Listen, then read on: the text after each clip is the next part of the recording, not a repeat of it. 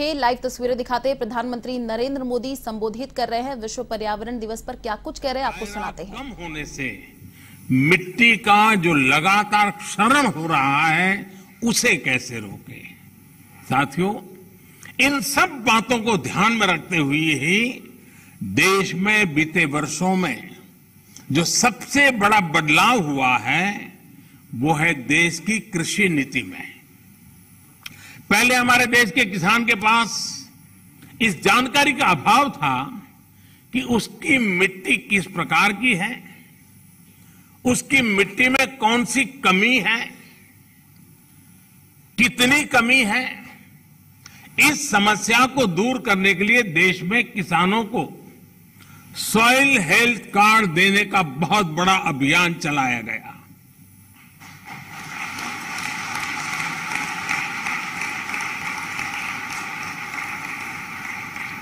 अगर हम किसी को मनुष्य को हेल्थ कार्ड देना तो भी अखबार में हेडलाइन बन जाएगी कि मोदी सरकार ने कुछ अच्छा काम किया।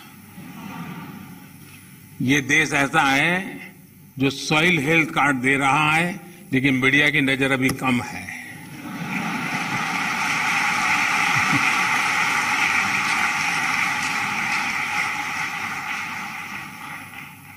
पूरे देश में 22 करोड़ से ज्यादा सॉइल हेल्थ कार्ड किसानों को दिए गए और सिर्फ कार्ड ही नहीं दिए बल्कि देश भर में सॉइल टेस्टिंग से जुड़ा एक बहुत बड़ा नेटवर्क भी तैयार हुआ है।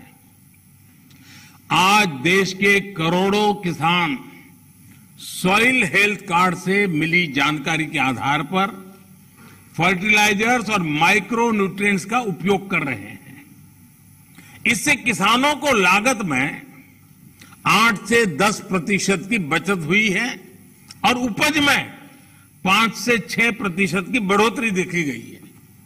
यानी जब मिट्टी स्वस्थ हो रही है, तो उत्पाद भी बढ़ रहा है।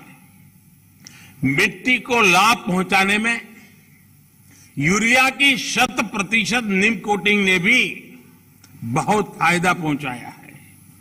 माइक्रो इरिगेशन को बढ़ावा देने की वजह से, अटल भू योजना की वजह से देश के अनेक राज्यों में मिट्टी की सेहत भी संभल रही है। कभी कभी कुछ चीजें, अब मान लीजिए कोई 1.5-2 साल का बच्चा बीमार है, तबीयत ठीक नहीं हो रही है, वेट नहीं बढ़ रहा है, ऊंचाई में भी कोई फर्क नहीं आता है, और मां को कोई कहे कि जरा इसकी चिंता करो, और उसको कहीं सुना हो कि भाई स्वास्थ्य के लिए दूध वगैरह चीजें अच्छी होती हैं, और मान लो वो हर दिन 10-10 लीटर दूध में उसको स्नान करवा दे, तो उसका स्वास्थ्य ठीक होगा क्या? लेकिन अगर कोई समझदार मां एक चम्मच थोड़ा थोड़ा दूध उसको पिलाती जाए, दिन में 2 बार, 5 बार, 7 बार, एक चम्मच, तो धीरे धीरे फर्क नजर आएगा। ये फसल का भी ऐसा ही है, पूरा पानी भर करके फसल को डुबो देने से फसल अच्छी होती है ऐसा नहीं है। बूंद बूंद पानी पिलाया जाए तो फसल ज्यादा अच्छी होती है। पर ड्रॉप मोर क्रॉप